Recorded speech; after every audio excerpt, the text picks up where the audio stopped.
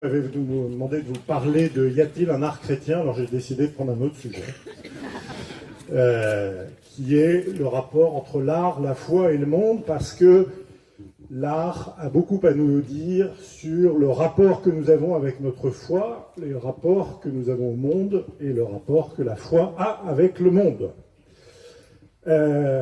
Il m'a demandé de vous nourrir richement. Alors, vous venez de prendre un petit déjeuner français. Moi, je vais vous faire un English breakfast, bien dense, avec eggs and bacon, sausage, etc. Et nous finirons par le black cake, qui est absolument immangeable.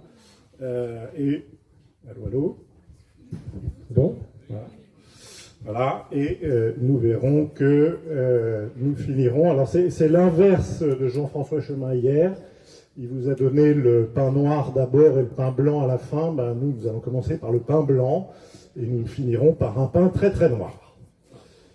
Alors, en préambule, je voudrais rappeler une chose qui est très importante lorsqu'on regarde ce qu'on appelle aujourd'hui l'art, qui est un mot un peu fourre-tout d'ailleurs, rappeler que notre intelligence et notre regard sont éduqués dans un contexte donné. Vous êtes né au XXIe siècle en France, vous êtes chrétien, vous êtes catholique, mais vous n'êtes pas des catholiques du XIIIe siècle. Et vous ne voyez pas, vous n'avez pas un rapport au monde qui est celui qu'a un homme du XIIIe, du XVe ou des premiers siècles. Et donc il est souvent très difficile de comprendre des œuvres d'art qui nous viennent du passé, parce qu'on projette dessus notre regard d'homme du XXe siècle. Toute analyse est toujours très risquée et dangereuse. Elle risque d'être subjective. Et il faut toujours se référer au texte des contemporains de ces œuvres pour les comprendre et éviter tout contresens. Parce qu'elles ont été créées dans une période où le rapport au monde n'est pas celui que nous connaissons aujourd'hui. Dans le mot art aujourd'hui, je vais le limiter à l'architecture, la peinture et la sculpture. Bien sûr, on aurait pu y mettre la musique, on aurait pu parler de la littérature, du théâtre, de la poésie, mais ça serait beaucoup trop long à aborder. Donc, nous parlerons d'architecture, de peinture et de sculpture. Et rappeler également que dans le mot art sacré, c'est un mot également très fourre-tout. Parce qu'il y a un sacré religieux, ça c'est une évidence, j'enfonce une porte ouverte pour vous tous, mais il y a aussi aujourd'hui un sacré profane, et ça rejoint exactement ce que disait Jean-François Chemin hier au sujet de la République. La République, elle se passe dans un monde totalement chrétien, donc on a transposé dans le profane des éléments qui sont parfaitement chrétiens. Pour un militaire, le drapeau de la patrie est totalement sacré, et si on en vient à être presque vaincu, on formera le dernier carré autour du drapeau pour le protéger. Et puisqu'on n'est pas très loin d'Aubagne, pour un légionnaire, la main du capitaine d'Anjou, je ne vais pas rentrer dans le détail, mais enfin c'est un mythe fondateur de la Légion étrangère, la main du capitaine d'Anjou est considérée comme une relique au même titre que nous regardons une relique du Padre Pio. Donc il existe aussi aujourd'hui un sacré profane, qui nous vient tout simplement du fait que notre monde chrétien a transposé dans le domaine profane des éléments chrétiens. Autre exemple très simple, aux prochaines élections présidentielles, vous donnerez votre voix à tel ou tel candidat. Je vous laisse devant votre conscience sur ce sujet. Mais vous n'avez jamais donné votre voix à un candidat, vous avez toujours mis un petit papier dans une urne, vous avez appuyé sur un bouton. Eh bien, le mot voix nous vient du monde monastique, parce que lorsqu'à une période, les moines, par exemple, ne savaient pas tous écrire. On prenait le plus ancien, lorsqu'il fallait élire le père abbé, et les moines venaient lui donner le nom de celui pour qui il votait dans son oreille, parce que le plus ancien est le plus sage, et le plus sage est donc celui qui va se taire. Et donc, on donnait sa voix parce qu'on prononçait dans le creux de l'oreille le nom du moine pour lequel on votait. Donc vous voyez, quand vous donnez votre voix aujourd'hui, c'est absolument un non-sens par rapport à ce qu'on fait, et pourtant ça nous vient directement du monde monastique. Alors, en guise d'introduction, Il ne faut pas oublier que c'est une caractéristique des religions naturelles païennes de considérer que le divin est présent dans toute chose. C'est une caractéristique assez commune, pas faire de généralisation, mais c'est un point fort. Avant l'ère chrétienne, les stoïciens, il y a plusieurs courants qui vont se poser la question de savoir si on peut ou si on ne peut pas représenter le divin. Bon, alors bien sûr, hein, quand on parle des philosophes grecs, c'est des gens sérieux. Hein. Lorsqu'ils voient une statue de Zeus, ils ne sont pas dupes. Hein. Zeus qui se déguise un coup en taureau, un coup en cygne, etc., pour aller draguer sur la terre. Ça, c'est pas très sérieux. C'est sympathique à lire, mais c'est pas très sérieux. Les vrais philosophes grecs ne sont pas dupes. Ils se posent la question du divin, du vrai divin, pas de ce ramassis qui se dispute en haut de l'Olympe. Les stoïciens savent que Dieu n'est pas représentable, mais que toute représentation, pourvu que l'âme soit disposée vers les hauteurs, est porteuse du divin. Le monde païen est touché par la philosophie et a fait sienne cette idée que le culte ou la vénération ne s'adresse pas à l'image matérielle, ça c'est un point très important, mais à ce qu'elle symbolise un prototype divin qui est situé au-delà d'elle. Et ce qui est très étonnant, c'est que les stoïciens énoncent là, bien des siècles avant, ce que le concile de Nicée II, on reviendra dessus après, en 787, va lui-même énoncer. Il y a une position tout à fait opposée, c'est les néoplatoniciens, avec Plotin par exemple, c'est entre 205 et 270 pour resituer. Donc on est déjà dans l'ère chrétienne.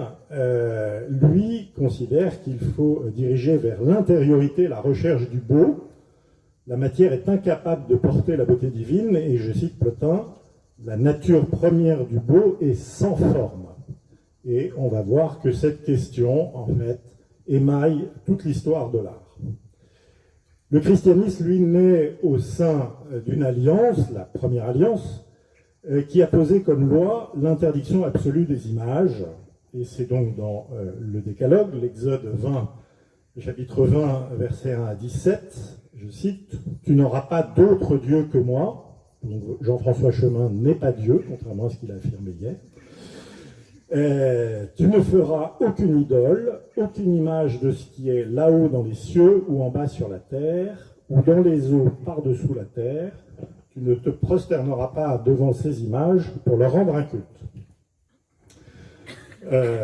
N'oubliez pas qu'au même moment, on est dans l'Ancienne Alliance, au même moment, c'était dans des textes récemment, Moïse a autorisé le divorce. Le Christ le rappelle dans les évangiles en disant que l'homme quittera son père et sa mère et s'unira à sa femme, tous deux ne feront plus qu'un, ce que Dieu a uni sur la terre, que l'homme ne le sépare pas. Et là, les pharisiens disent, mais pourquoi est-ce que Moïse avait dit que lorsqu'on divorçait, il fallait faire un écrit? Eh bien, c'est tout simplement parce que, et c'est Dieu qui le dit, à propos du peuple de l'Ancien Testament, tu es un peuple à la tête dure. C'est un peu comme les adolescents, quand on est des parents, on sait ce que ça veut dire.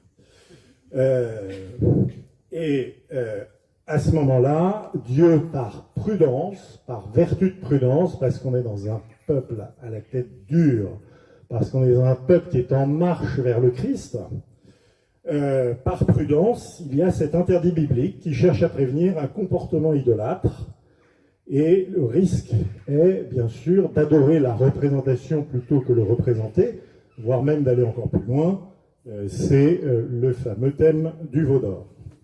Donc il faut bien comprendre que cet interdit est un interdit circonstanciel et non pas un interdit absolu comme le considère la religion juive ou la religion musulmane. Donc la question de la licéité de l'image, peut-on ou ne peut-on pas représenter le divin, et tout ce qui touche au divin, c'est-à-dire l'homme, la nature, tout ce qui est issu de la création, peut-on ou ne peut-on pas, eh bien, est une question fondamentalement religieuse, et donc l'art est fondamentalement une question, un sujet religieux. Si la réponse est oui, la question se pose de savoir comment représenter le divin. Alors entrons dans le 1er siècle, avant la conversion de l'empereur Constantin en 312 et l'édit qui suivra. Alors, je rappelle une chose, j'en profite, on ne sait rien, ou à peu près rien, de la liturgie des tout premiers siècles.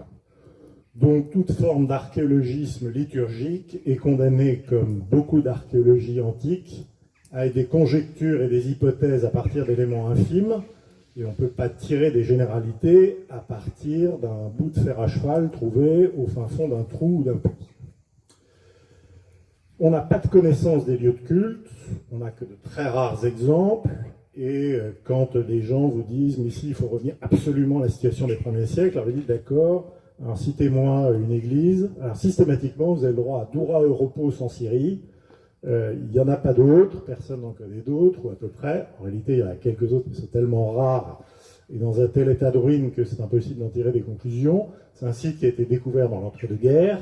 Alors il ne faut pas confondre, parce que sur le même site, il y a une Domus Ecclesiae, qui était donc la première église, puis il y a aussi une synagogue. Alors souvent, les gens en plus s'en mêlent les pinceaux.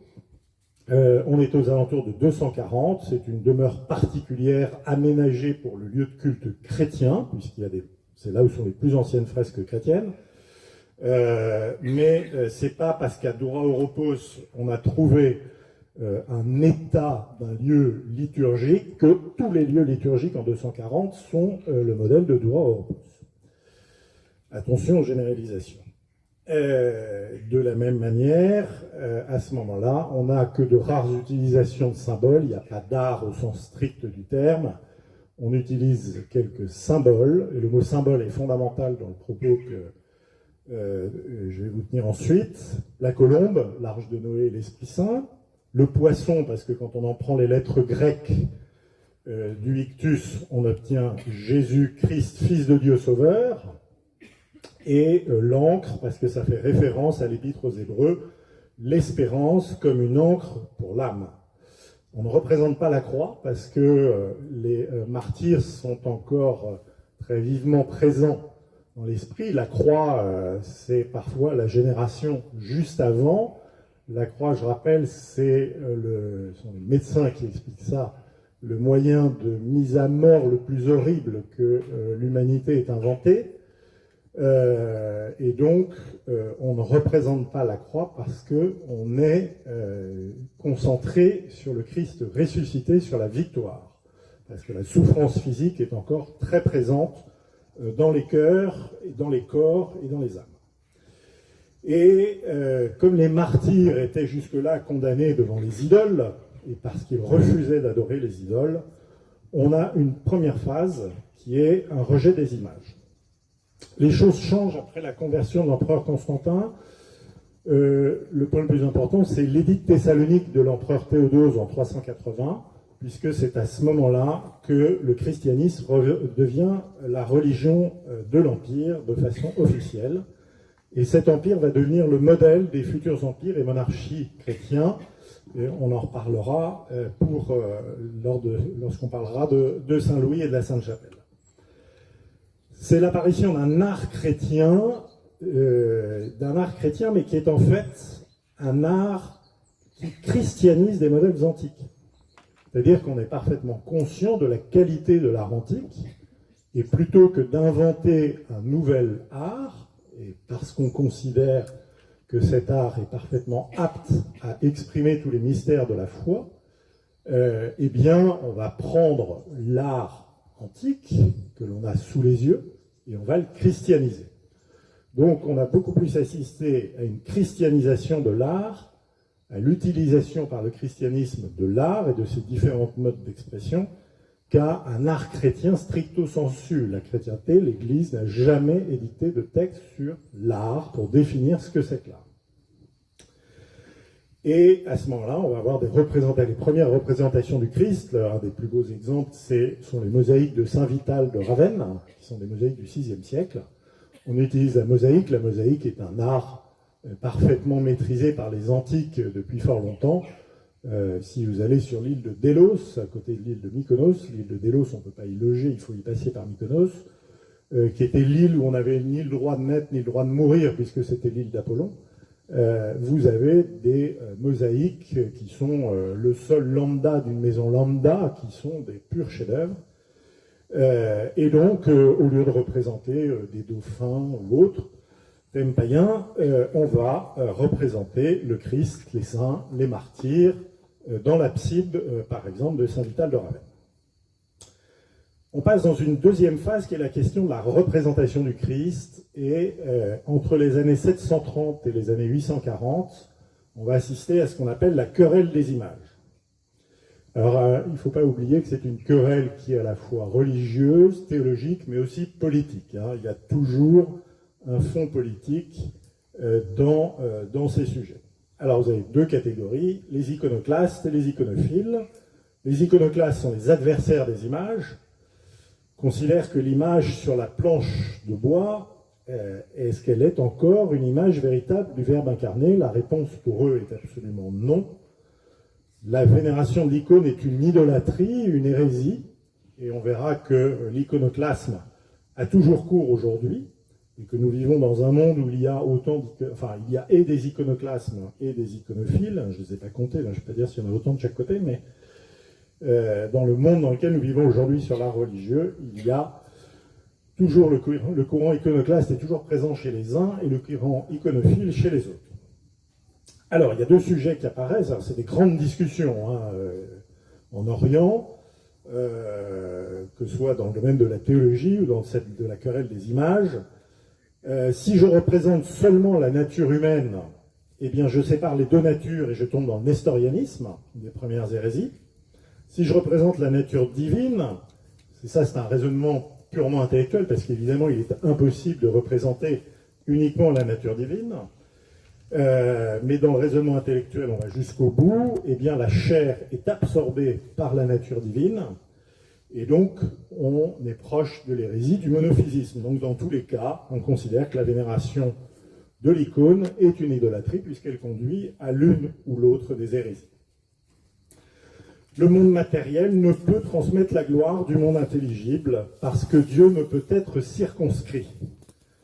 Selon certains pères de l'Église, que ce soit Origène, Eusèbe et Vague le Pontife, l'image doit être dépassée et on doit utiliser des symboles purs comme la croix sans supplicié. C'est un sujet qui va réapparaître au XXe siècle. Dans l'architecture religieuse de l'entre-deux-guerres, on va notamment, et puis après-guerre encore et encore aujourd'hui, mais ça apparaît à peu près à ce moment-là, représenter des croix qui sont deux morceaux de métal soudés en forme de croix. C'est la continuité de la position des iconoclastes. Pourtant, nous savons bien que d'abord la croix n'était pas en fer, même si c'est une grande tendance actuelle, qu'elle est en bois puisque c'est l'arbre du salut par rapport à l'arbre de la chute, et que ce qui compte, c'est le fruit de l'arbre, le Christ, et que par conséquent, si l'arbre ne porte pas de fruits, c'est assez inquiétant pour notre salut. Les partisans des images sont les iconophiles, et eux vont au contraire considérer que dans le décalogue, comme je disais tout à l'heure, c'est un commandement qui est totalement circonstanciel, qui n'est valable qu'entre la chute et la venue du Christ, et que l'incarnation, sujet fondamental pour comprendre l'art aujourd'hui, l'incarnation est un changement fondamental. Dieu se donne à voir, et dans Jean chapitre 1, le Christ dit « Venez et voyez », en parlant de lui. L'image est donc permise, non seulement elle est permise, mais elle est nécessaire, absolument nécessaire, comme témoignage de l'incarnation. Et si jusque-là, dans le temple de Jérusalem, il y avait un rideau pour cacher le Saint des Saints, et que le rideau était là pour révéler l'invisible, parce que comme on ne peut pas montrer le visible en masquant, c'était une manière de révéler l'invisible, eh bien je rappelle que le rideau du temple se déchire au moment de la mort du Christ, et le rideau se déchire puisque l'on n'a plus besoin d'exprimer l'invisible par ce rideau, puisque l'invisible s'est rendu visible par l'incarnation. L'homme est créé à l'image de Dieu, nous dit la Genèse, mais bien sûr c'est une image imparfaite, et surtout depuis la chute, et le Christ, lui, est l'image parfaite du Dieu invisible. Olivier Rey, dans son livre « Gloire et misère de l'image après Jésus-Christ », nous dit « C'est la restauration par le Christ de la possibilité pour l'homme d'être une image ressemblante de Dieu qui va donner dans le monde chrétien un nouveau sens à la fabrication des images. Et ce qui recommandait l'interdiction des images, la dissemblance introduite par le péché, a laissé place à ce qui recommande leur présence, la ressemblance proposée par le Christ. » Et saint Nicéphore, qui lui va défendre les images face à l'empereur iconoclaste Léon III, va dire que la vue est plus efficace que l'ouïe pour emporter la conviction, et elle n'occupe absolument pas une place que secondaire. Et ça, le 21e siècle, et notamment Netflix, l'ont parfaitement compris, ainsi que les GAFAM, puisque à partir de l'apparition de la photographie, puis du cinéma, de la télévision, de la publicité, de tous les réseaux sociaux, on sait qu'il est beaucoup plus facile de marteler une idée au travers des images qu'au travers de longs livres de philosophie que personne ne lira jamais, alors qu'on a trouvé le moyen de rendre les gens esclaves de Netflix qui le regardent en 24/24. Faisons un bref passage par l'art en Orient, on va se concentrer sur l'art en Occident après. C'est un art d'abord qui est exclusivement sacré, il n'y a pas d'art profane dans l'Orient. Les cieux sont ouverts, alors pourquoi regarder vers la terre qui est rendue difforme par le péché? Regardons vers le ciel, le monde transfiguré, éclairé par la lumière du Tabor, et les réalités de l'au-delà. D'ailleurs, vous pourrez constater que dans ces représentations, il n'y a jamais de représentation de l'Ancien Testament.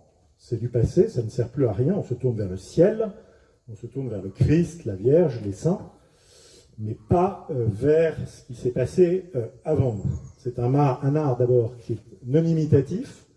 Vous ne verrez jamais dans le fond d'une icône un paysage, une ville, un arbre, des animaux ou autre, ce que l'on va retrouver dans l'art d'Occident. Ce qui est important, c'est le prototype. Mais il y a un grand danger dans cet art qui va s'épuiser au XVIIe siècle, et c'est la fin de l'art chrétien, de l'idéal d'un art pur chez les chrétiens. Aujourd'hui, on a de l'icône à 3 francs 6 sous, hein, ça n'a rien à voir avec l'icône orientale au sens le plus noble du terme. C'est qu'on fait une scission complète entre la vie spirituelle et la vie morale, et on tend vers le nestorianisme. Il y a un risque fort de rupture entre le corps et l'esprit. Alors le Moyen-Âge en Occident, il regarde les choses différemment, il regarde le monde comme appelé à la transfiguration. La grande référence, c'est la lettre qu'adresse le pape Grégoire le Grand à l'évêque de Marseille, Sérénus, qui est un évêque iconoclaste dans les années 500. Et il lui dit, je cite, « Autre chose en effet d'adorer une peinture et autre chose d'apprendre une scène représentée en peinture », ce qu'il appelle une historia dans le texte. Donc on voit bien que c'est ce que raconte la scène compte et non pas la scène en elle-même. Car ce que l'écrit procure aux gens qui lisent, la peinture le fournit aux analphabètes qui la regardent, puisque ces ignorants voient ce qu'ils doivent imiter. Les peintures sont la lecture de ceux qui ne savent pas les lettres, de sorte qu'elles tiennent le rôle d'une lecture, surtout chez les païens. Alors ce texte est à moduler parce que vous avez des images qui sont d'une telle complexité. En fait, si vous n'êtes pas un grand clerc, ça sera impossible pour vous de les comprendre. Je vais vous mettre devant certains vitraux de la Sainte-Chapelle et je vous mets au défi de m'expliquer ce que représentent ces vitraux. L'image relève, dit-il, de la rhétorique et non pas de la métaphysique. Elle ne démontre pas un dogme, et tout ce qui a été acquis en matière d'art depuis l'Antiquité est parfaitement réutilisable. Vous pouvez le voir dans l'architecture, l'abbaye de Cluny, dont il n'existe que, malheureusement, plus que quelques restes éparses, mais qui nous est connu par de nombreux dessins. La cathédrale d'Autun montre des expressions d'un art romain, puisqu'on voit des pilastres cannelés dans une réinterprétation gothique, mais qui sont là pour nous montrer une parfaite continuité par rapport à l'Empire. Quand on parle de l'Empire, c'est pas l'Empire d'Auguste, bien sûr, c'est l'Empire chrétien de Constantin. Et donc, il n'y a pas lieu de chercher un nouvel art, un art chrétien en rupture avec l'ancien, puisque les outils nous sont fournis par les anciens qui ont atteint des sommets dans cet art. Saint Bonaventure avance 3 motifs dans la continuité du pape Grégoire le Grand. L'inculture des simples, la tiédeur des affections, ce que nous voyons suscite davantage nos affections que ce que nous entendons. Le film de la Passion de Mel Gibson, aujourd'hui, rentre parfaitement dans cette catégorie décrite par saint Bonaventure. L'impermanence de la mémoire. Notre mémoire est faillible, est faible. Saint Thomas lui dit, il faut instruire les illettrés, on reprend toujours le même premier point, faire en sorte que le mystère de l'incarnation et les exemples des saints restent davantage en mémoire, exciter un sentiment de dévotion. L'image n'a pas de statut sacré comme en Orient. En Occident, le sacré est porté sur les reliques. C'est un point fondamental. Les reliques vont atteindre leur sommet au cours de la période dite de l'art roman. Vous connaissez sans doute la célèbre statue reliquaire de Sainte Foy de Conques. Et donc, c'est l'élément matériel du saint qui compte. Et au travers des reliquaires, il y a des petits trous. Et avec une tigette et un petit étoffe, on allait toucher la relique. Et à ce moment-là, la sanctification portée par la relique était portée par l'étoffe que l'on avait mis au bout de sa tigette, et l'on gardait cette étoffe très précieusement, comme la jeune fille hier voulait garder absolument un cheveu de Jean-François Chemin. L'art va devenir un élément de pastoral.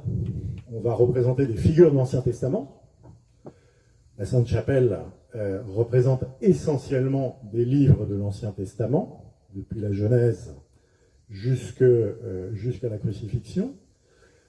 Les réalités démoniaques, l'enfer, la damnation, et avec une représentation bien trop souvent faussée du diable. La seule représentation fine et subtile que je connaisse personnellement, c'est la statue du démon qui est sur l'un des grands portails de la cathédrale de Strasbourg.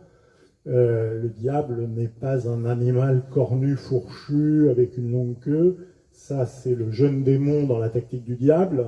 Son vieil oncle lui explique que c'est pas du tout comme ça qu'il faut faire, faites au contraire d'une discrétion absolue. Je rappelle que c'est le plus bel ange de la création, hein, Lucifer, celui qui porte la lumière, mais son orgueil infini le conduit à devenir nombrilocentré et donc à rejeter Dieu. La plus belle représentation, c'est ce prince magnifique représenté donc, dans l'un des portails de la cathédrale de Strasbourg. Vous le voyez de face, c'est un prince superbe, magnifiquement vêtu, qui tient un fruit dans la main, mais qui a quand même un air assez hautain et méprisant. Et si vous regardez dans son dos, qui est difficile à voir parce qu'il est contre le mur, vous verrez nombreux crapauds, lézards et bêtes ignobles. Eh bien, il a une face avant extrêmement séduisante qui masque une face arrière que vous connaissez parfaitement. On va, pas parfaitement, je veux dire, par les enseignements que vous avez reçus, hein, tout ceci, toute cette liberté vis-à-vis de l'art va permettre de développer la peinture, mais aussi la sculpture. Vous n'avez pas de sculpture dans l'Orient, il n'y a pas de grande sculpture comme on en a eu et comme on en a dans l'Occident. Cela nous permet de développer également la polychromie sur la sculpture. Malheureusement, le temps est compté, je le vois tourner. S'il y a des questions, je pourrais y répondre, mais je n'entrerai pas dans le sujet de la polychromie, qui est pourtant un sujet fondamental, qui est un signe de l'incarnation. La statuaire polychrome au Moyen-Âge, les grands portails sont polychromes et on vient de faire récemment des découvertes majeures sur la polychromie des portails de la Sainte-Chapelle. D'ailleurs, je rappelle brièvement que celui qui est payé le plus cher à l'époque, c'est pas le sculpteur. Le sculpteur, il est payé un tout petit peu plus qu'un tailleur de pierre. C'est le peintre. Le peintre est payé au prix d'un artiste et non pas au prix d'un artisan. Ça montre à quel point la polychromie est un sujet essentiel dans l'art médiéval. Et la référence, c'est la nature. Pourquoi? Parce que dans la nature, on célèbre Dieu et que la nature est un chemin vers le Créateur. C'est ce que nous dit saint Thomas d'Aquin. Dans la création de la plus petite créature, la puissance, la sagesse et la bonté de Dieu sont manifestées, car toute créature conduit à la connaissance de quelque chose de premier et suprême, qui est infini en toute perfection. Saint Albert le Grand, lui, nous dit « Le monde entier est pour l'homme une théologie ». Et Émile Malle, l'un des plus grands historiens, et en plus un très grand chrétien, qui a écrit de très beaux livres sur les apôtres notamment, montre la place que prennent la faune et la flore dans l'art médiéval. Et surtout, il a montré quelque chose d'assez extraordinaire, c'est que la flore va, si je vais du XIIe au XVe siècle, la flore est une flore naissante, ce sont des fougères qui commencent tout juste à s'ouvrir aux alentours du XIIe siècle, la naissance de l'art gothique, on fixe ça dans les années 1160 avec la basilique Saint-Denis, le chevet. On va avoir une flore qui va s'épanouir, atteindre un niveau de réalisme absolument extraordinaire. Et au XVe siècle, c'est une flore de l'automne. Et on va voir que le XVe siècle, c'est la fin de cette période et une période de basculement clé. Très étonnant de voir qu'on aura parcouru le cycle du printemps jusqu'à l'automne au travers de l'expression de la flore dans la statuaire médiévale. Donc on va produire, comme je vous disais tout à l'heure, des images simples, mais aussi des images extrêmement savantes, des images qui sont en plus destinées à un public restreint pour certaines, puisqu'elles sont dans des monastères, donc vous ne pouvez pas les voir si vous êtes le Julius Pecum. Elles sont dans des livres, donc elles sont accessibles à très peu de gens. Elles sont dans des chapelles privées, princières, royales, ducales, où seuls les invités de la puissance politique pourront les contempler. Mais surtout, ce qui est très important, c'est que selon le concile de Nicée II, dont on parlait tout à l'heure, les pères, en accord avec les principes de l'Église et la tradition, président à l'ordonnancement des images exécutées. On n'est pas du tout dans la notion de l'artiste génie extraordinaire et demi-dieu dont on parlera tout à l'heure, qui est apparu beaucoup plus tard. L'artiste est au service d'une commande, et cette commande est ordonnée, dirigée, conçue par les pères. Les artistes, nous dit Émile Malle, ne furent que les interprètes de la pensée de l'Église. Partout, on retrouve la main des hommes, des écoles, des docteurs. On a quelques commandes, très rares, passées à des peintres, à des sculpteurs, et à chaque fois, on voit que le programme est extrêmement défini. Le sculpteur va transcender la commande, mais la commande est d'une précision extrême. Il n'y a pas cette liberté de l'artiste qu'on envisage comme on le voit aujourd'hui, qui lui permet de faire tout, et surtout, comme on le verra après, n'importe quoi. Une mutation importante, alors j'ai prévu de vous dire des mots sur la Sainte-Chapelle, mais peut-être qu'on y reviendra dans les questions, je vois que le temps tourne, donc on va passer directement à la mutation du XVe siècle. C'est une période qui est extrêmement importante parce que on donne une place, alors on a une maîtrise extraordinaire, on a une analyse fine du monde, on sait représenter la moindre plante avec un détail absolument inouï, on sait représenter les paysages, les animaux avec une science extrêmement développée, et les paysages qui sont des fonds de scène, on a toujours des thèmes chrétiens, c'est la Vierge, les saints, c'est les rois mages, c'est ce que vous voulez, mais derrière les fonds qui sont des fonds extrêmement symboliques au XIIIe siècle, un arbre c'est vraiment un élément de codification, ça ressemble en aucun cas à un arbre, mais en code on comprend tout de suite que c'est un arbre. Dans cette période de grande mutation du XVe siècle, eh bien on a une maîtrise absolument inouïe, et j'ai eu la chance de restaurer la grande rose occidentale de la Sainte-Chapelle, qui est une rose du XVe siècle. La Sainte-Chapelle est du XIIIe, il y avait déjà une première rose au XIIIe, mais la rose actuelle est de la fin du XVe.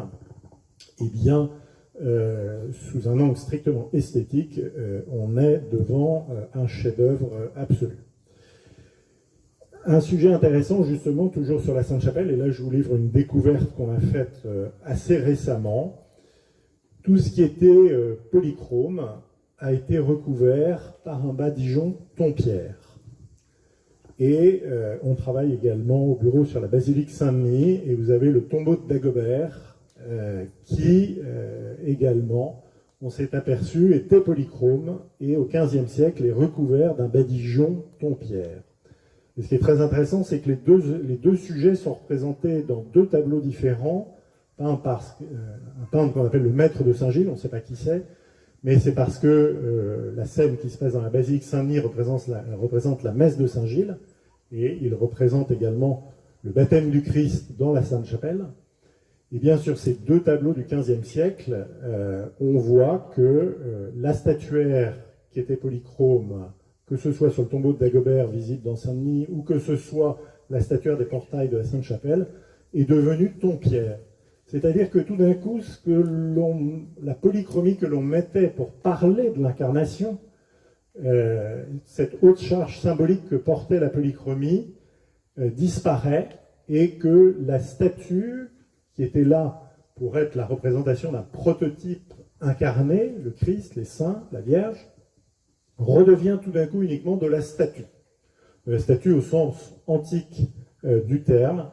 Et cette application du badigeon de ton-pierre, c'est pas du tout un choix de l'architecte qui un petit matin s'est levé et s'est dit tiens, je vais le faire ton-pierre, ce sera plus chic.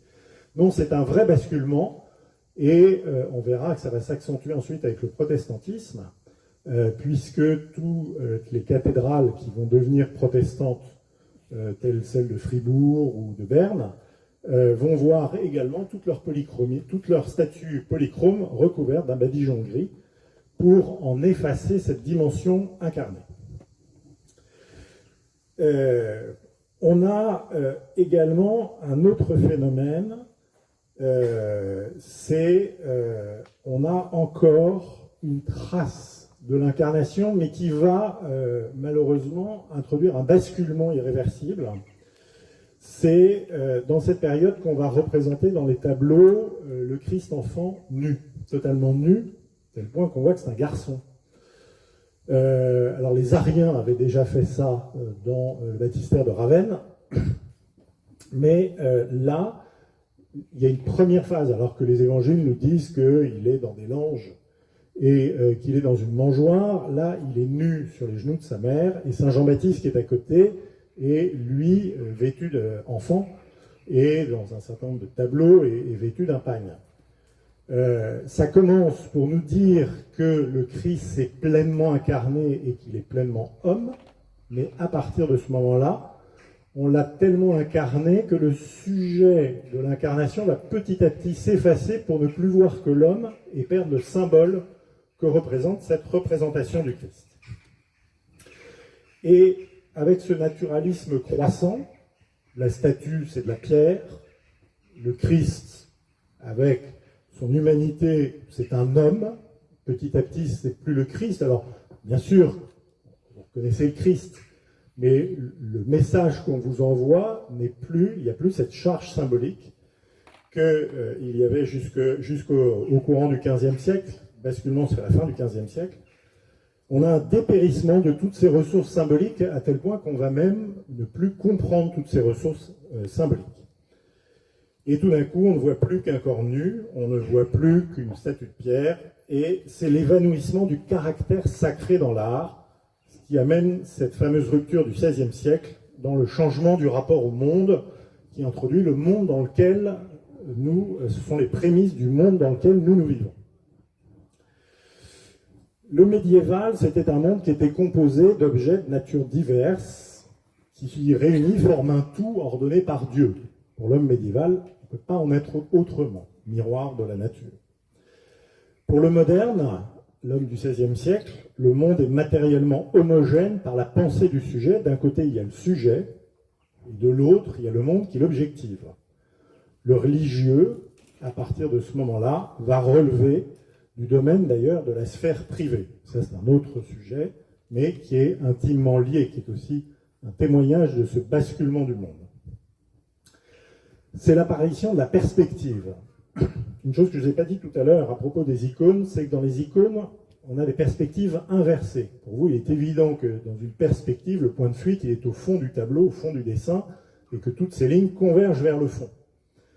Eh bien, dans une icône, c'est strictement l'inverse, c'est la perspective inversée, et les lignes convergent vers vous parce que ce n'est pas vous qui regardez l'icône, c'est la Vierge, c'est le Christ qui vous regarde. Avec l'apparition de la perspective, alors la perspective, on la connaît, hein, la géométrie est connue depuis l'Antiquité grecque. Si on ne l'avait pas utilisée avant, c'est pas parce qu'on ne sait pas l'utiliser, c'est parce qu'elle ne correspond pas à la manière dont on voit le monde. Introduire la perspective, c'est se mettre au centre du monde. Je vois le monde sous mon prisme. Lorsque, dans les grandes compositions, les compositions des grands jardins, Vaux-le-Vicomte, Versailles, etc., sont composées selon un axe perspectif, elles sont faites pour être vues d'un seul point de vue. vous vous mettez à une position donnée pour comprendre toute la perspective. La logique est dessinée à partir de là. C'est donc le moi, l'homme, qui devient le centre du monde et non plus Dieu qui vous regarde comme il vous regardait dans l'icône. C'est une inversion absolument fondamentale et le monde est objectivé désormais selon le point de vue que vous impose l'artiste. Et on va voir que c'est justement à ce moment-là qu'apparaît la notion d'artiste qui n'existe pas jusqu'à maintenant. C'est le triomphe de l'individualisme. Il y a aussi une autre introduction, c'est l'idée de progrès. Jusque-là, on n'avait jamais regardé l'art sous l'angle de cette idée de progrès. L'idée de progrès est totalement étrangère. Elle nous est connue, mais pour nous, mais elle est totalement étrangère au XIIIe siècle. Ne voyez jamais l'art gothique comme un progrès par rapport à l'art roman. C'est une approche radicalement différente. Je n'aurai pas le temps de m'attarder dessus, et on pourra y revenir après si vous voulez, mais c'est l'introduction de la lumière, du divin au travers de la lumière qui a amené l'art gothique. C'est la théologie qui amène l'art gothique. Ce n'est pas du tout une évolution technique ou une évolution intellectuelle. Introduction de l'idée de progrès au XVIe siècle, parce que d'abord, il y a une évolution des techniques et de leur maîtrise. On est arrivé à des sommets dans ce domaine. On concentre le regard désormais sur la représentation, la virtuosité, au détriment du sujet. Lorsque Raphaël peint la Vierge, il ne vous peint pas la Vierge. Il vous fait une démonstration de sa virtuosité. Comme il est dans un monde chrétien, il vous peint la Vierge. Mais s'il avait pu vous peindre un athlète des Jeux Olympiques, il ne vous aurait pas un athlète des Jeux Olympiques. Il est uniquement là pour vous faire une démonstration de virtuosité et de génie. C'est absolument magnifique, hein, ça ne retire rien à la qualité de la peinture. Il est toujours facile de critiquer, c'est toujours plus difficile de faire. Et le progrès amène la notion donc d'évolution. À ce moment-là, les œuvres vont s'inscrire dans une histoire. Jusque-là, la notion d'histoire de l'art est totalement inconnue, totalement étrangère. On n'imagine même pas qu'il puisse y avoir une histoire de l'art avant le XVIe siècle. Elle apparaît au XVIe siècle, avec notamment Giorgio Vasari et sa célèbre Vie des artistes. On commence à écrire un livre, Vasari écrit un livre qui vous raconte la vie des peintres, des sculpteurs, etc., la vitée. Et donc, l'artiste acquiert un statut qu'il n'avait pas jusqu'alors. Et toute l'histoire de l'art, alors l'histoire de l'art au sens où on la connaît aujourd'hui, c'est apparu, ce sont les Allemands, c'est Winkelmann au XIXe siècle, au XVIIIe siècle, pardon, et puis Hegel va poursuivre au XIXe siècle. On n'est pas dans une histoire de l'art. En réalité, on vous dit, on vous enseigne l'histoire de l'art. Non, on vous enseigne l'histoire du progrès de l'art, comme si on était dans une logique de progrès, alors qu'on va le voir à la fin. Malheureusement, on est plutôt dans une chute que dans une ascension. Et on entre dans l'ère de l'art, alors que jusque-là, on était dans l'ère de l'image. L'image, le texte ancien, lorsqu'on vous parle avant le XVIe siècle de sculpture, de peinture, on ne parle pas d'art, on parle d'image, parce que ce sont des éléments supports à la prière. Et désormais, on entre dans l'art, la notion de l'art pour l'art. Apparaît à ce moment-là les notions d'œuvre d'art, d'artiste, totalement inconnues avant, comme on le disait tout à l'heure, en rupture avec l'artisan. On entre, c'est l'œuvre qui prime, et donc on entre dans une nouvelle idolâtrie. Et là, les iconoclastes avaient raison, puisque ce que l'on contemple, ce n'est pas la Vierge, mais c'est le tableau de Raphaël. On ne va pas prier devant une image de la Vierge, on va prier devant une image de la Vierge par Raphaël, ce qui est tout à fait différent. En parallèle, il ne faut pas oublier qu'on a fait des grandes découvertes, des redécouvertes archéologiques de la stature antique. On a notamment découvert le fameux Laocoon, et va apparaître la notion de collection d'art, la notion de galerie, la notion de musée telle que vous l'entendez aujourd'hui.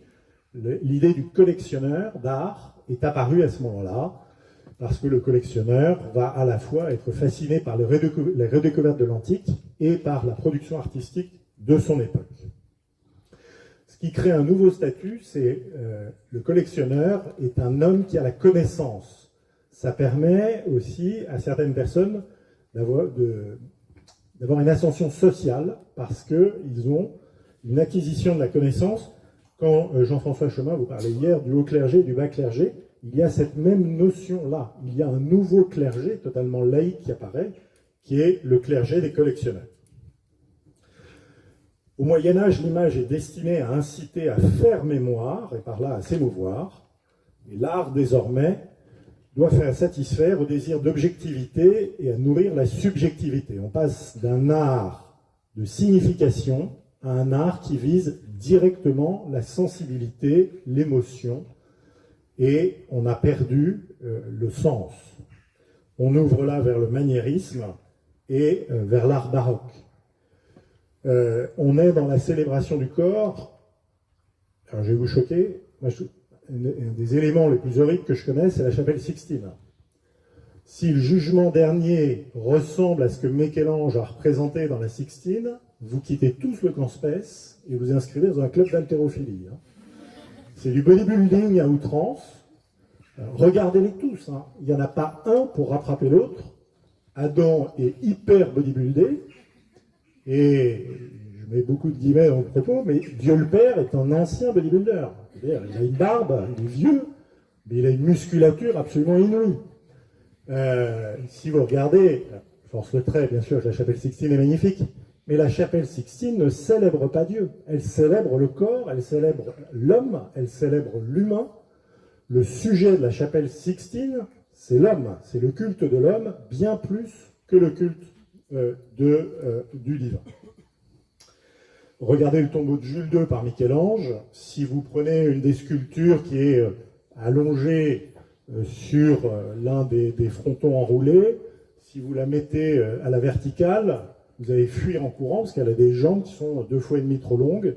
Parce que dans les effets de perspective, il fallait allonger les jambes. Alors si vous la mettez en réel, c'est une horreur absolue. Mais on est passé dans le culte du corps, le culte de l'humain, et plus du tout dans un art qui est au service de la foi, comme on l'avait jusqu'au XVe siècle. Alors il n'y a pas de passéisme dans ce que je vous dis, j'ai aucune nostalgie, ce sont des constats. Il y a un point important, c'est le protestantisme. Pour les protestants, il y a une désacralisation complète du cosmos. Le ciel et la terre sont désertés et neutres. Le sujet individuel peut sentir Dieu par expérience au travers de sa parole. Il n'y a plus que Dieu et moi, et c'est aussi une ère de l'individualisme. Et on arrive vers un nouvel iconoclasme. On va voir que c'est un phénomène qui revient régulièrement dans l'histoire. Ça commence à Wittenberg en 1522, grande confusion. On considère que les tableaux, les sculptures sont totalement blasphématoires. On confond l'image simple et la personne qu'elle représente. Et donc, il y a les destructions de la Révolution française.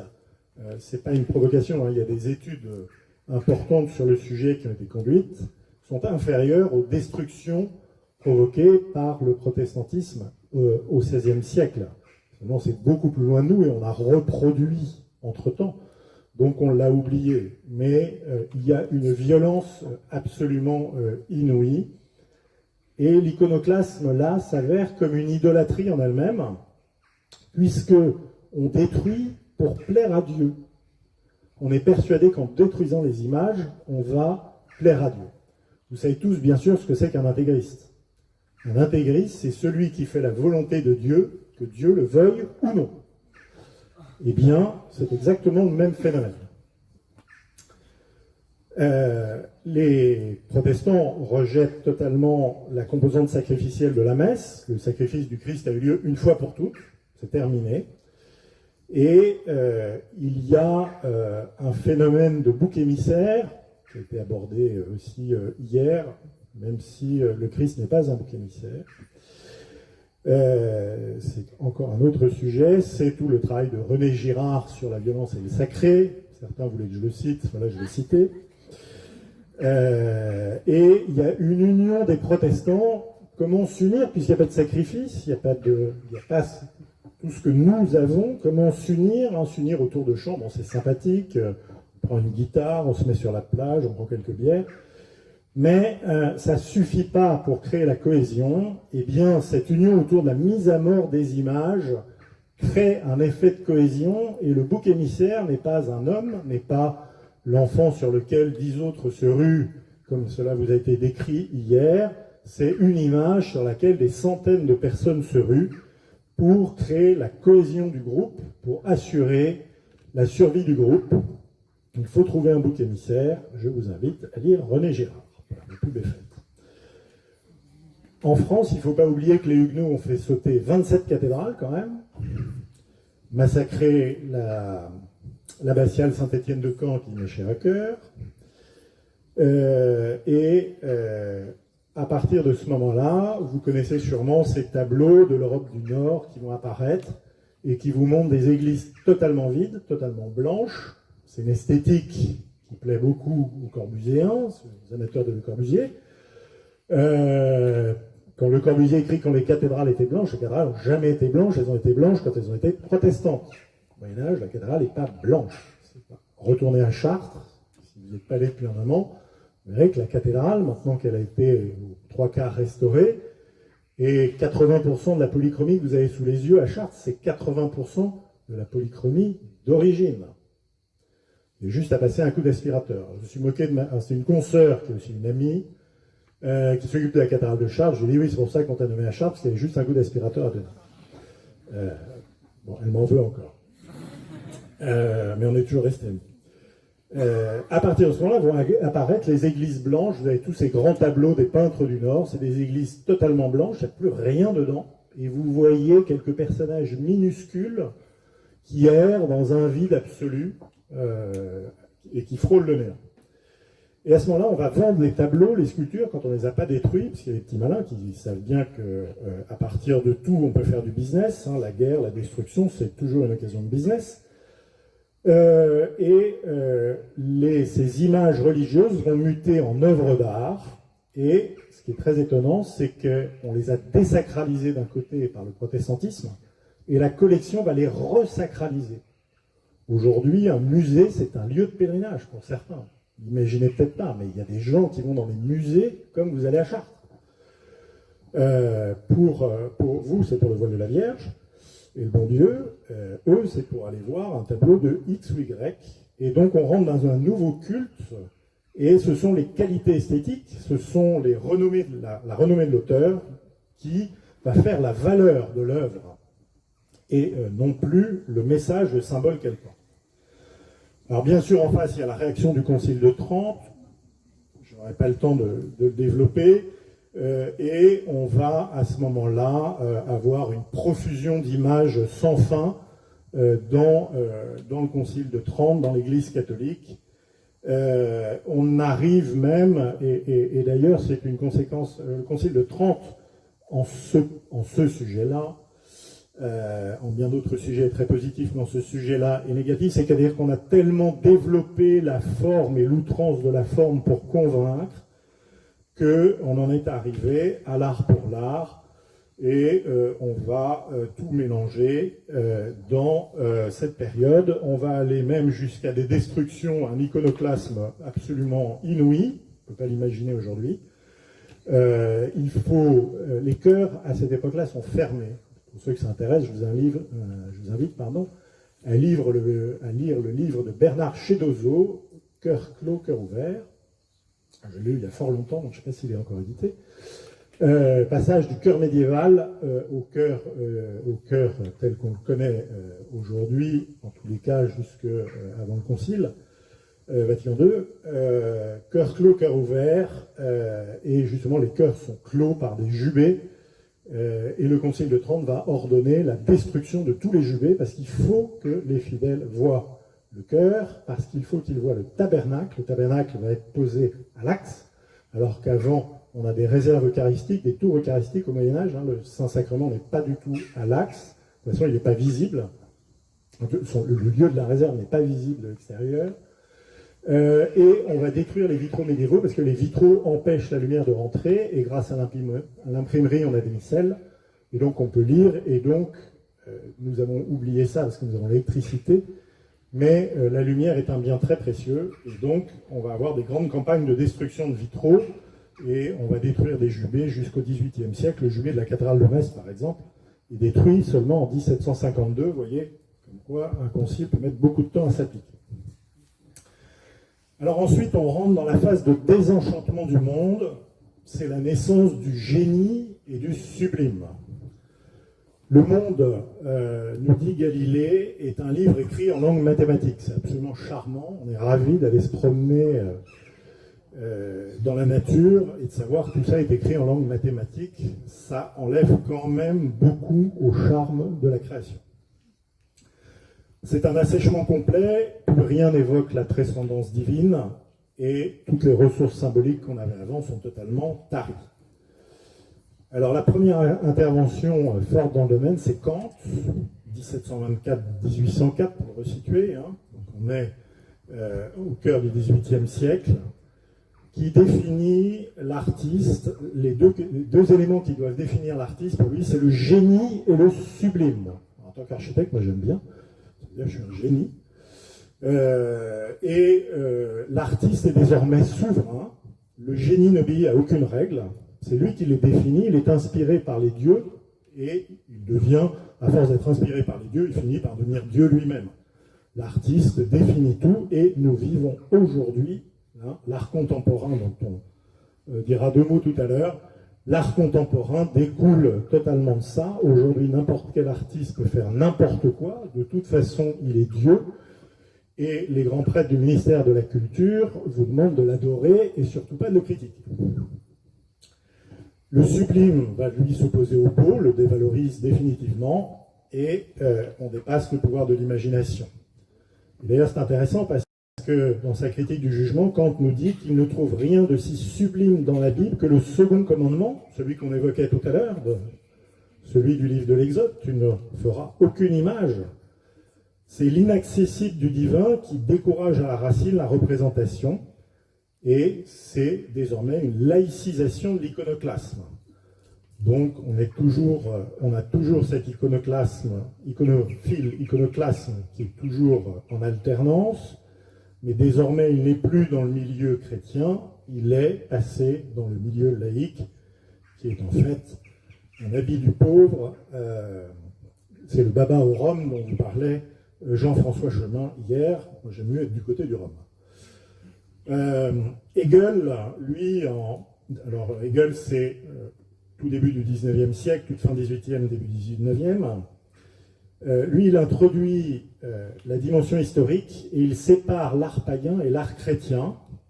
Il considère que ce dernier porte une essence totalement différente, un contenu qu'il met à part en tant qu'art, et il reprend là, dans un domaine totalement laïque, des oppositions luthériennes entre la nature et la grâce.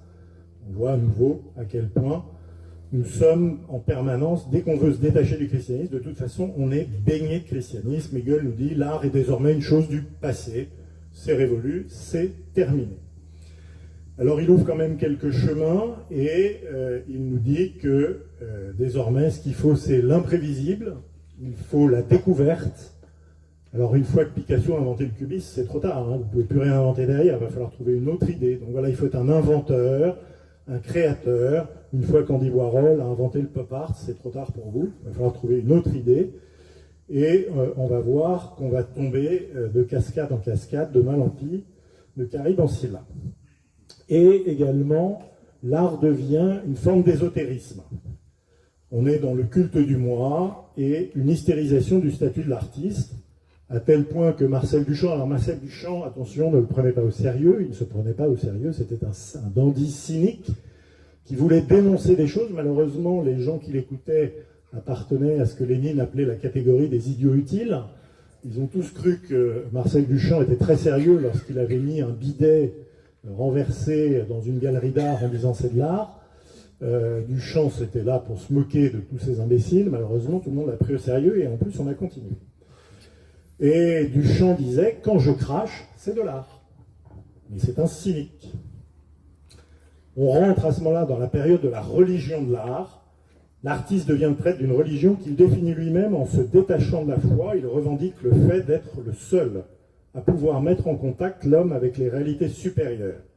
L'art est spirituel, il n'est plus au service de la révélation, mais il est révélation. Il devient sacré par et pour lui-même. Les images deviennent des objets sacrés. Alors ça, c'est très intéressant parce que les images médiévales étaient des objets sacrés, et en créant l'histoire de l'art, on relie artificiellement les créations postérieures dont je viens de vous parler à ces images sacrées. Alors, comme on crée une linéarité, qu'on met tout sur le même plan, y compris le homard de Jeff Koons et autres trucs des temps modernes, eh bien, à ce moment-là, puisque l'art était sacré au XIIIe siècle, alors, on vous dit, l'art est toujours sacré. Donc, on sacralise des créations contemporaines, des créations parfois totalement stupides, et d'autres de grande qualité, en les rattachant à l'image sacrée telle qu'elle était avant le XVe siècle. Les musées deviennent donc, comme je vous le disais tout à l'heure, des hauts lieux de pèlerinage. Ça nous conduit vers l'art abstrait. On est dans une société laïque et républicaine. La culture a une mission bien précise avec ses grands prêtres. Elle a pour mission de substituer aux cultes anciens la culture et d'abolir toutes les superstitions qui allaient avec les cultes anciens. On cherche au XIXe siècle à se libérer de l'académisme, de toutes les règles. Alors on est quand même dans une impasse, on a arrivé à un niveau de perfection technique, mais on a perdu le sens. Et puis surtout, les peintres sont très perturbés parce que la photographie vient d'arriver. Comment se positionner par rapport à la photographie ? C'est un vrai sujet qui nécessiterait une conférence en soi. Maurice Denis, en 1890, nous dit « Il faut se rappeler qu'un tableau, avant d'être un cheval de bataille, 5 minutes. » Non, t'es pas généreux, hein. Avant d'être un cheval de bataille, une femme nue ou une quelconque anecdote, un tableau, c'est essentiellement une surface plane recouverte de couleurs en un certain ordre assemblé. Maurice Denis, qui est le fondateur des ateliers d'art chrétien, qui a essayé de faire renaître l'art chrétien au milieu dans l'entre-deux-guerres, et ça restera d'ailleurs une aventure sans suite. Je vais sauter rapidement. On va passer par le carré blanc sur fond blanc de Malevich et le carré noir sur fond blanc d'abord, puis le carré blanc sur fond blanc. Ça fait toujours rire, mais en réalité c'est un vrai sujet. Il ne faut pas oublier que Malevich est un Russe. Il a toute la culture de l'icône. Et on en est arrivé à un stade où on ne sait plus exprimer la figure. Et donc on se réfugie dans une géométrie abstraite parce que on est dans l'ésotérisme. Et d'ailleurs, Malevich appartient à une secte qui s'appelle les théosophes. Donc on recherche, et c'est le même moment où Kandinsky écrit du spirituel dans l'art. On essaie d'utiliser l'art comme substitut à la vie spirituelle, donc comme nouvel axe de développement. Ça va nous conduire à la création de la chapelle.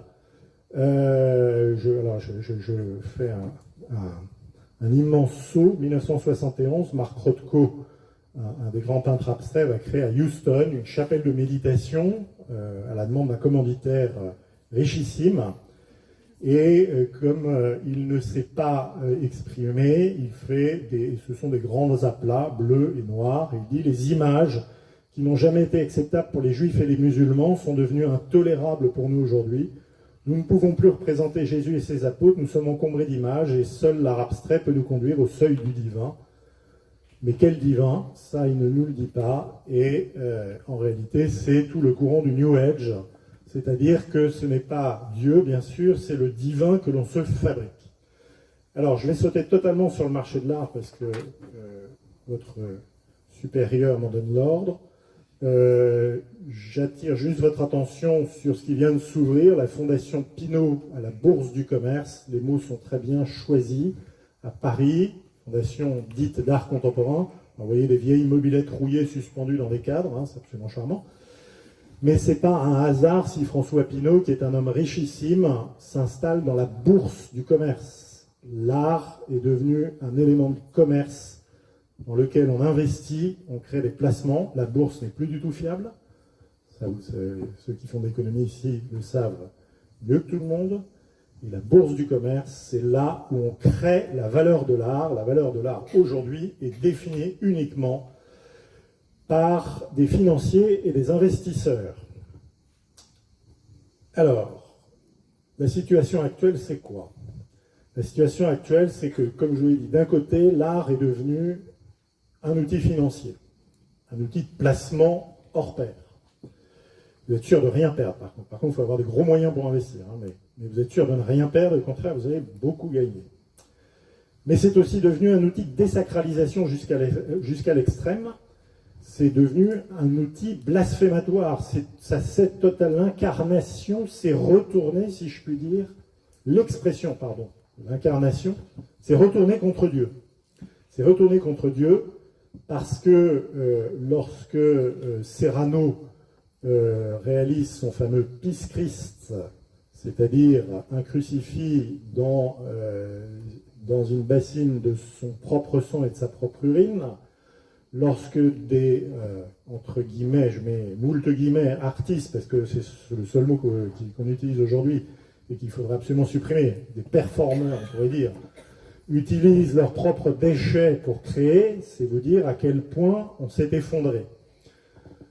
L'histoire avait commencé avec l'incarnation, c'est-à-dire le rachat de l'homme par Dieu. L'homme est tiré de la glaise, il a les pieds sur la terre, il a son âme qui le conduit au ciel. Le monde s'est complètement retourné. Aujourd'hui, dans ce domaine, on a la tête dans la fange et les pieds vers le ciel, et je doute qu'on puisse aller au ciel et entrer en contact avec Dieu avec ses pieds, sauf ce que le Père Giton appelait la théologie de la sandale, c'est-à-dire les pèlerinages. Alors, conclusion, Jean-Raphaël, promis, c'est la conclusion. L'image de Dieu en Occident a été marquée par une phase d'abord de visibilisation croissante qui va culminer jusqu'au milieu du XVe, et ensuite une phase de visibilisation décroissante qui reconduit à l'invisible et qui reconduit à tout et n'importe quoi dans le monde actuel. Toute forme d'iconoclasme, toute recherche d'art pur, et l'abstraction n'est une, est issue d'une erreur de perception du rapport entre l'humain et le divin, et peut-être toujours rattachée à une des hérésies des premiers siècles. Même dans le domaine de l'art, le culte de l'argent a remplacé Dieu. La bourse du commerce dont je viens de vous parler. À qui profite le crime? Bien évidemment, le démon n'est pas étranger à tout ça. Petit à petit, il nous a conduits vers le culte de Mammon, il nous a coupés de Dieu, et ça fait partie de la tactique du diable, et je ne m'y attarderai pas. La question aujourd'hui, c'est l'art sacré peut-il être le fruit d'une œuvre individuelle? Parce qu'on risque toujours de se retrouver entre l'auteur, on risque toujours de trouver l'auteur entre le fidèle et l'archétype. Hein, je suis devant une vierge de Raphaël, et non pas devant une vierge. Est-ce qu'il peut se développer dans une société qui n'est pas animée par le religieux? La réponse, fondamentalement animée par le religieux, la réponse c'est non. Nous aurons toujours, disait Claudel, que du sucre au lieu d'avoir du sel lorsque on vit dans le monde dans lequel on est. L'impératif numéro 1, c'est la conversion du monde. Donc priorité absolue à la mission, la nouvelle évangélisation demandée par Jean-Paul II. Donc vous avez raison d'être venu au Camp Spes. Si vous voulez retrouver de l'art chrétien, si vous voulez retrouver du sens dans l'art, il faut d'abord que le monde se convertisse, parce que sinon, l'art, qui est un produit qui nous parle de notre rapport au monde, ne pourra pas retrouver son sens profond, qui est d'exprimer l'incarnation. Il ne faut pas oublier par contre que saint Thomas refusait de considérer le beau comme un transcendantal, mais le voyait seulement comme un reflet lumineux des vrais transcendantaux que sont le vrai, le bien et l'être. Et la fameuse parole de Dostoïevski, la beauté sauvera le monde, eh bien, ça relève plutôt de l'hybris romantique, c'est sympathique, mais si c'est la beauté qui sauve le monde, malheur à nous, Dieu sauvera le monde, mais pas la beauté. Tout dernier point, 1 minute, j'ai dépassé 2 minutes. Que faire en attendant pour soutenir notre prière, notre liturgie et orner nos églises? C'est ça le cœur de notre question. Eh bien, nous avons un héritage occidental absolument extraordinaire, inouï, qui dépasse largement, je ne fais pas de la compétition stupide, l'héritage de l'Orient chrétien. Alors, ne tombons pas, s'il vous plaît, dans cette fascination qu'il y a en ce moment pour de l'héritage oriental totalement frelaté. Les icônes banalisées de fabrication maison que vous pouvez voir, ça n'a rien à voir avec une icône d'abord. C'est presque méprisant vis-à-vis des icônes. Et nous avons, nous, un héritage inouï. Ne l'oublions pas, n'allons pas toujours le beau chardon d'Aliboron est toujours plus beau dans le champ du voisin, mais Aliboron finit toujours par revenir dans son champ parce que finalement son chardon était le plus beau. N'oublions pas notre richesse. Et je terminerai par un domaine qu'on n'a pas évoqué, celui de la musique, en citant un texte de Vatican II au sujet de la musique. Je cite, l'Église reconnaît dans le chant grégorien le chant propre de la liturgie romaine. C'est donc lui qui, dans les actions liturgiques, toutes choses égales par ailleurs, doit occuper la première place. Merci pour votre attention.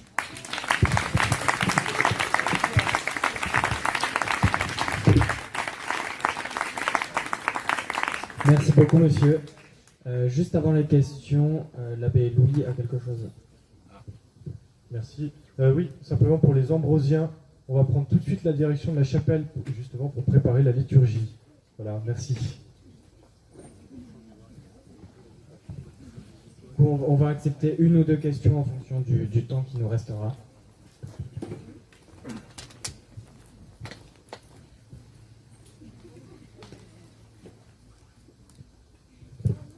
Bonjour monsieur, merci beaucoup pour votre conférence. J'ai une question par rapport à ce qu'on peut voir du rapport entre l'Église catholique et l'art contemporain. Je pense notamment aux fameuses Notre-Dame du Tonneau ou déclinaison de Notre-Dame du Bunker. Qu'est-ce qui s'est passé? J'ai encore du mal à comprendre pourquoi on en est arrivé à un tel degré de laideur après Chartres, Reims et Amiens. La réponse, elle est chez Kant, d'abord. C'est que Chartres et Amiens, c'est une œuvre d'une communauté, plus qu'une œuvre collective. C'est une œuvre de la foi, dans une société où Dieu est partout. L'Église a un vrai problème dans son rapport avec l'art contemporain. J'ai éludé un certain nombre de sujets tout à l'heure. Il faut remonter aux années 80 et pour voir la situation aujourd'hui, on pourrait remonter avant. Alors il y a un premier sujet, c'est la théorie de l'enfouissement. Les années 50, les prêtres ouvriers, la théorie de l'enfouissement. Une église doit ressembler à tout sauf à une église. C'est extrêmement intéressant. C'est la perte de sens quand vous allez à l'Opéra Bastille. Vous rentrez par une porte qui ressemble exactement à la porte de n'importe quelle tour de la Défense. Vous ne rentrez pas dans un opéra. Quand vous rentrez à l'Opéra Garnier, vous savez que vous rentrez dans un haut lieu de spectacle. Donc on a un vrai problème de sens qui imprime toute notre société. Il y a un deuxième sujet, bon, il est délicat à aborder parce que il faut rester dans la communion de l'Église. Et la critique est aisée. En 1980, à l'arrivée du pouvoir de François Mitterrand, le ministre de la Culture est Jacques Lang. Jacques Lang a décidé de redonner à la culture une place majeure. La culture, alors je n'ai pas expliqué, on est passé du culte à la culture, de la culture au culturel et au marché de l'art. Jacques Lang voit bien qu'il n'y a aucun artiste en France connu sur la scène internationale. L'art contemporain et l'art moderne a servi, c'est un outil de soft power pendant la guerre froide. C'est une lutte, les Américains vont se concentrer sur l'art abstrait, Rothko et consorts, et les Russes, les Soviétiques à l'époque, eux, c'est le conservatoire de tous les arts classiques. C'est complètement paradoxal, parce que c'est quand même grâce aux Soviétiques qu'on a conservé le plus bel art aristocratique, qui est le ballet, la musique symphonique. Ça peut paraître étonnant, mais c'est comme ça. Des colonnes pour le peuple. Et donc, Jacques Lang a bien vu qu'il n'y a plus personne sur la scène. Alors, on pense qu'on veut Jacques Lang, mais c'est quand même un rusé renard. Il a vu qu'il n'y a plus... La France est totalement absente de la scène internationale. Et donc, on va créer artificiellement des artistes. C'est les colonnes de Buren, par exemple. Il y a toute une série d'artistes. Maintenant, on découvre qu'ils étaient, pour certains, des grands pédophiles. C'est étonnant.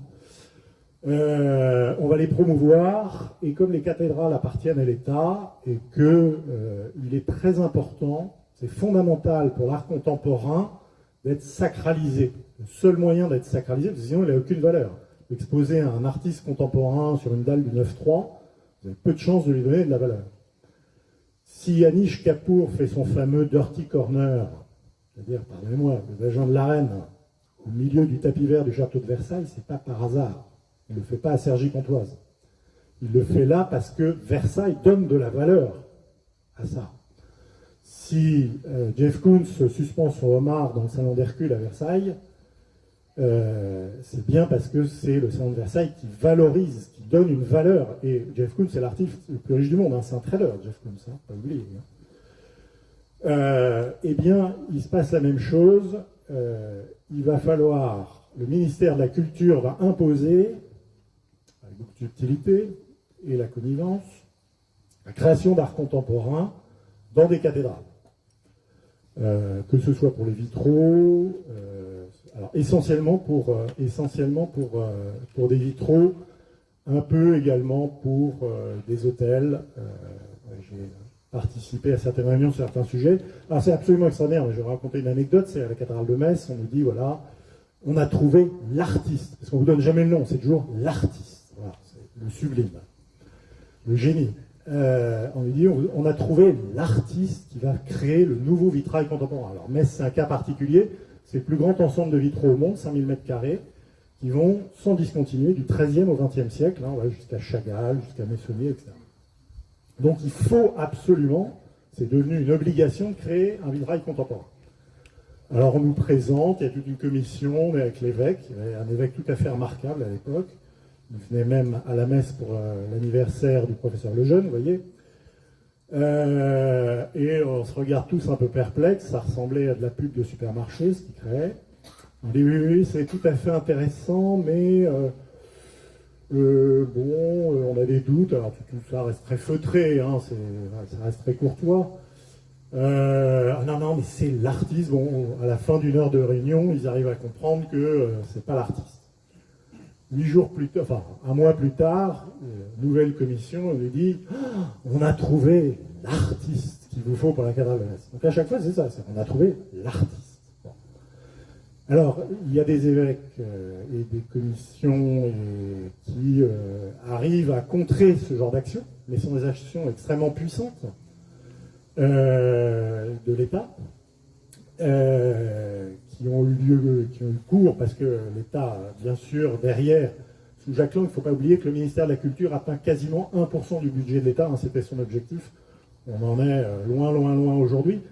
Alors, si on a eu les colonnes de Buren, bon, après, en aparté, je pourrais vous raconter la véritable histoire des colonnes de Buren qui m'a été racontée par un vieux conseiller d'État, c'est très intéressant. C'est pas ce qu'on imagine. Mais à ce moment-là aussi, on a bénéficié de fonds considérables pour la restauration des monuments historiques. Il savait qu'il fallait que les deux plateaux de la balance soient quand même équilibrés. Mais on a des iconoclastes également dans l'Église presque actuelle, puisque j'ai lu récemment une anecdote concernant Monseigneur Lustiger, Dieu ait son âme, paix à son âme. Monseigneur Lustiger, archevêque cardinal de Paris, présentait à des enfants dans sa chapelle privée un morceau de bois, une planche de bois. Il leur disait, c'est la statue de la Sainte Vierge. On peut vous dire que des enfants de 8-12 ans avaient un peu de mal à voir la Sainte Vierge dans la planche de bois. Parce qu'il était dans cette logique iconoclaste, qui a toujours cours aujourd'hui, en disant, mais la Sainte Vierge est tellement extraordinaire qu'on ne peut pas la représenter. Et donc, elle est dans cette planche de bois irreprésentable. Et ce qui est très étonnant, c'est qu'avec l'incendie de la cathédrale de Paris, on arrive à un retournement de situation absolument étonnant. Aujourd'hui, c'est le clergé qui pousse, alors poussé par d'autres gens derrière, qui y ont des intérêts personnels, qui pousse à détruire les vitraux pour les remplacer par des créations contemporaines, ça va dire, qui pousse à projeter des versets en vidéo sur les murs, qui pousse à un certain nombre de choses. Alors qu'à une époque, le ministère de la Culture aurait applaudi des deux mains et aurait pris l'affaire en main, c'est la ministre de la Culture elle-même, poussée par d'autres gens, alors, étonnamment, notamment par une protestante. Bon, elle a 4 enfants, je vous dirais, c'est déjà une protestante louche, et par ailleurs extrêmement sympathique. Ah oui. C'est le ministère, la ministre de la Culture, poussée par ses services. Un ministre, ça ne dirige pas grand-chose, hein, ce sont les services qui dirigent. La durée de vie moyenne d'un ministre, c'est 2 ans et demi. Il a à peine le temps de faire une loi. La ministre de la Culture, poussée par ses services, a mis le haut là, en disant qu'il ne faut rien toucher sur la cathédrale de Paris. Alors bon, sur l'hôtel, elle ne peut pas dire grand-chose, parce que ça, ça ne la regarde pas. Et c'est financé exclusivement par le clergé. Mais pour le reste, on a assisté, personne n'a vu, à un retournement de situation assez étonnant, où c'est le ministère de la Culture qui, là, a pris la défense de notre extraordinaire patrimoine religieux contre l'iconoclasme qui court actuellement dans le monde de manière générale et notamment dans l'Église.